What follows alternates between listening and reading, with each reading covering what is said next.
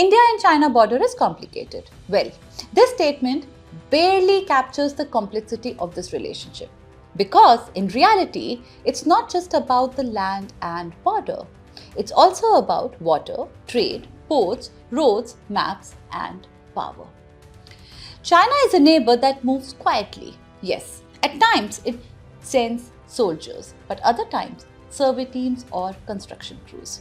It changes maps, installs apps, and then waits. That is China's game, patient, quiet, and calculated. Engaged in a silent strategic war which has been on for more than 70 years, from the time when India was young and idealistic.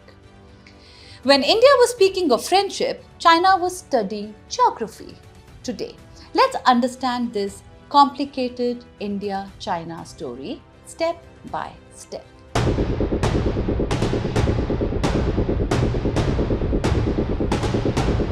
To understand China, we have to go back to 1950 to Tibet. Before China marched into Tibet, India and China did not share the kind of border we do today. Because back then, Tibet sat between us like a cushion. Hence, China was not at our door. With China occupying Tibet, this cushion disappeared. And just like that, China was standing right at India's doorstep. Thousands of kilometers of border came alive almost overnight. Mountains that were once buffer became front lines. Rivers that flowed from Tibet became strategic lifelines. But India, still young and idealistic, did not immediately see Tibet as the strategic earthquake it was.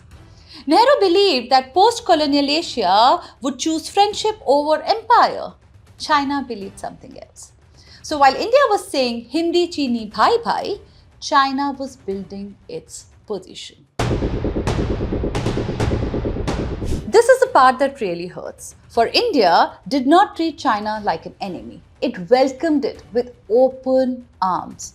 Nehru genuinely believed that the two countries that had suffered humiliation at the hands of foreign powers, India and China, would lead Asia together.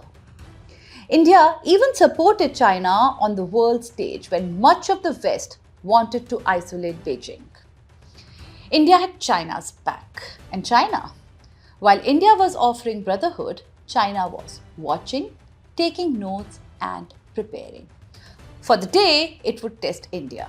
And that day came in 1962, when China attacked India. It was a fully coordinated military offensive across multiple points. Indian soldiers were sent into brutal terrain, underprepared, under-equipped. The defeat was swift. India lost Aksai Chin.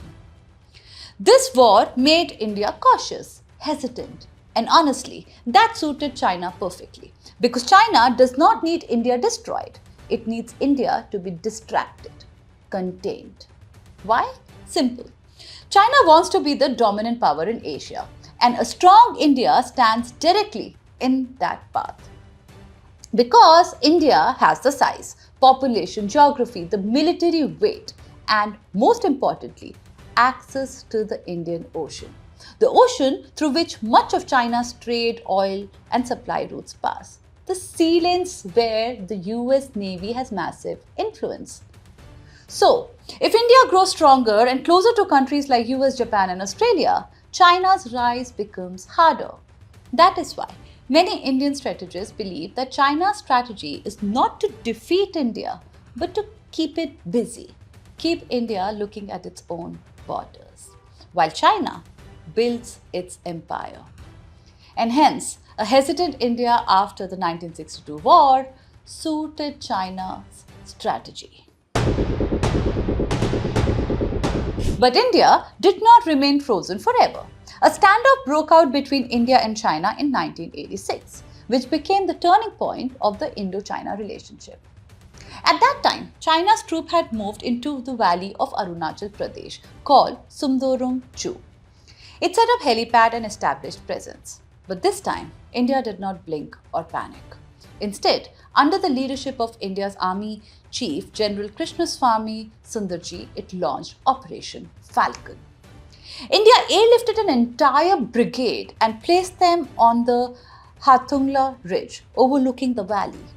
And like that, suddenly, China was not looking down at Indian positions, it was looking up at them. And as you know, in the mountains, height is power. That is precisely where India was now sitting. It is because of this move that Rajiv Gandhi, the Prime Minister of India at that time, could visit Beijing in 1988 and close one of the most critical diplomatic discussions of that time. All of this happened because India had now shown its capability. Now, let's move to 2017 Doklam, a high plateau where India, China and Bhutan meet. Technically, this is territory of Bhutan, but matters to India. Why? Because Doklam sits dangerously close to one of India's most sensitive points, the Siliguri corridor, or as military strategists call it, the chicken neck. It is the narrow strip of the Indian land that connects the entire northeast to the rest of India. At its narrowest, this strip is around 22 kilometers wide. 8 states and millions of Indians are connected to the rest of the country through this 22-kilometer corridor. China had begun extending a road southward in Doklam, which could threaten the security of the Siliguri corridor. So what did India do? No, India did not write any letter, nor did it run to the UN. Instead, India sent its soldier who stood eyeball to eyeball with the PLA for 73 days. China demanded India to withdraw. India did not move. Beijing issued warnings. India did not move. Chinese state media reminded India of 1962. India did not move.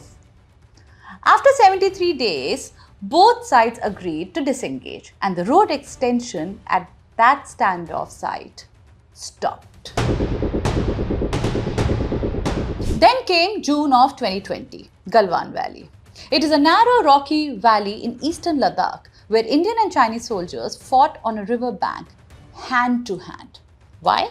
Well, India was building a road in Ladakh called the Darbuk Shiok Daulat Beg Oldi Road or DSDBO road, which would help India move its troops, supplies, vehicles, reinforcements, everything to the high altitude position faster.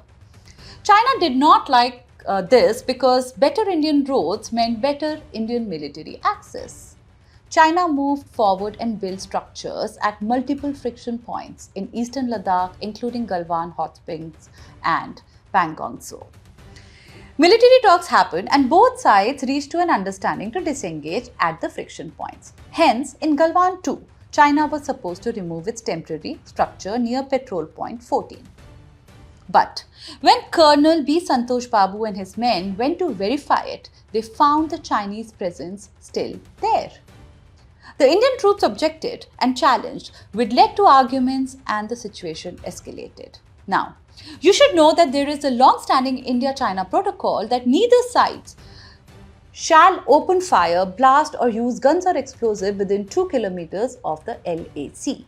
As a result, despite a deadly confrontation, firearms were not used during this clash. So they fought hand to hand. Reportedly, Chinese troops used iron rods, clubs, batons wrapped in barbed wire or embedded with nails. India responded with bare hands, fists, stones, sticks, wooden poles and whatever they could grab in that terrain. Hundreds of soldiers from both sides became involved in this fighting. India lost 20 of its precious soldiers, including Colonel Santosh Babu. And China, while the reports suggest that the deaths were much higher, they officially admitted to only 4. This episode once again demonstrated to China that Indian territory cannot be threatened. India continued with its infrastructure work around the DSDBO axis. A few weeks later, China once again tried to grab a commanding point at Pangong Tso, but this time India had intelligence and our troop had already reached and occupied the heights. When China arrived, India was already there. Galwan changed something in India. It made the threat feel real. Once that happened, India started looking beyond the border because China was also present inside Indian borders, inside Indian phones, through apps collecting our data. So within weeks of Galwan, India banned about 59 Chinese apps like TikTok, UC Browser, Cam Scanner and many more. Why? Because these apps pose risk to India's sovereignty, security and data privacy. But there were other threats beyond the military and apps, for which we have to come down from the mountains and understand another fight on the paper, the maps. For this, let's go back to our state Arunachal Pradesh, which China calls its own, South Tibet, and officially publishes maps renaming Indian places with Chinese names. As per the Indian strategists, this is no confusion, it is a method. First, to name it, print it, repeat it, and then showcase all of this as history. And right there in Arunachal, China holds another pressure point, river Brahmaputra. This river begins in Tibet, enters India through Arunachal Pradesh, then flows through Assam, becoming lifeline of our northeast. The point is simple. China sits upstream and is building major dams, raising concern in India about future water security, flow management and transparency. But water is not only about rivers. For China, water also means the ocean. Because if rivers give China pressure over India's northeast, the Indian Ocean gives China access to the world. That is where the next battle begins.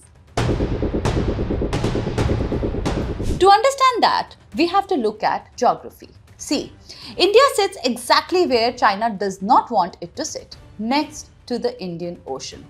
Because China's economy depends heavily on sea routes, oil, trade, raw material export, much of it moves through the Indian Oceans and choke points like Strait of Malacca. Any serious conflict and these routes can be squeezed. That is China's Malacca dilemma, and sitting right next to it is India, a large country with a capable navy.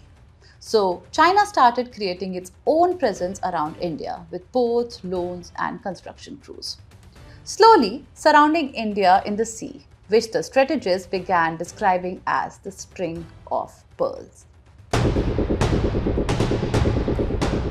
China began investing in ports around India, building them, funding them, operating them, and slowly turning commercial projects into strategic foothold. Gwadar in Pakistan, on India's western flank. Chittagong in Bangladesh, to India's east where China has invested. Kyakpo in Myanmar, another foothold towards Indian Ocean. And then there is Hamban Tota in Sri Lanka, which showed us a unique danger.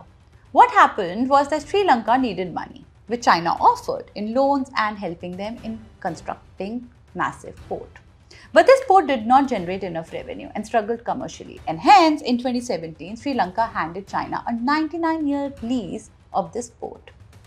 This is important for us to know and understand because for India, this port is not distant. It sits close to our southern coast, which in peacetime makes it a port, but in wartime, it can become a base, a listening post, a pressure point. That is how China built string of pearls looks like in the sea.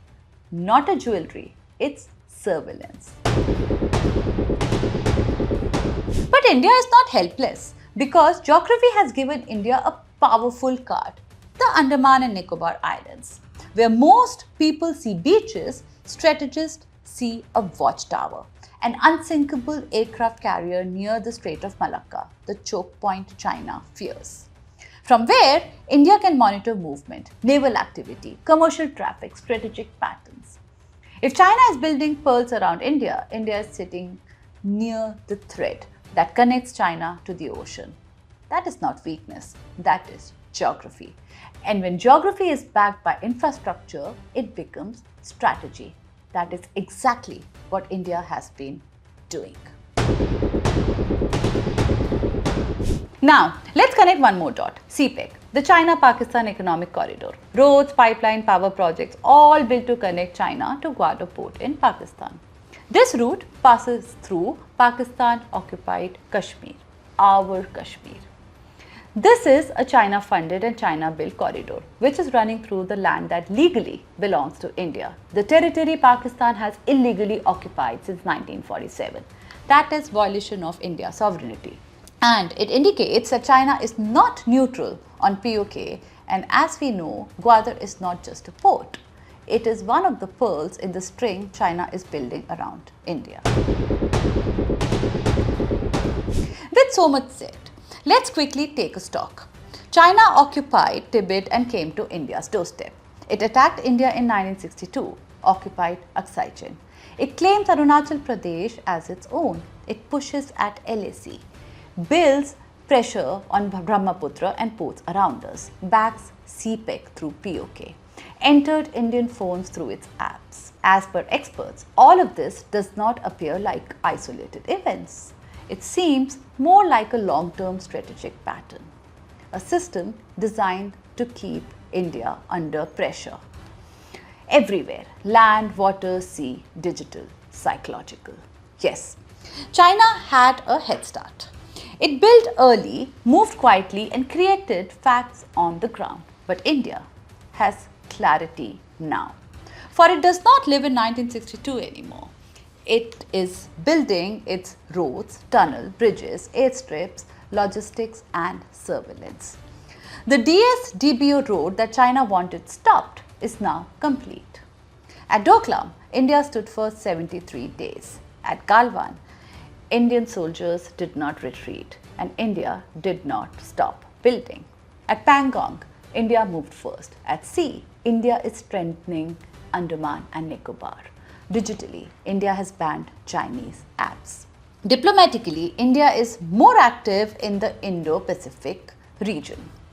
This is not blind aggression. This is strategic clarity. Today, India does not need to become anyone's junior partner. Not America's, not Russia's, not anyone's. India's position has to be India first, which it has started to do for a while now. And aren't we glad for that? On that note, I'm Prerna signing off. This is Times Axis, where global stories meet India's perspective, because the next big global shift will have India at its center.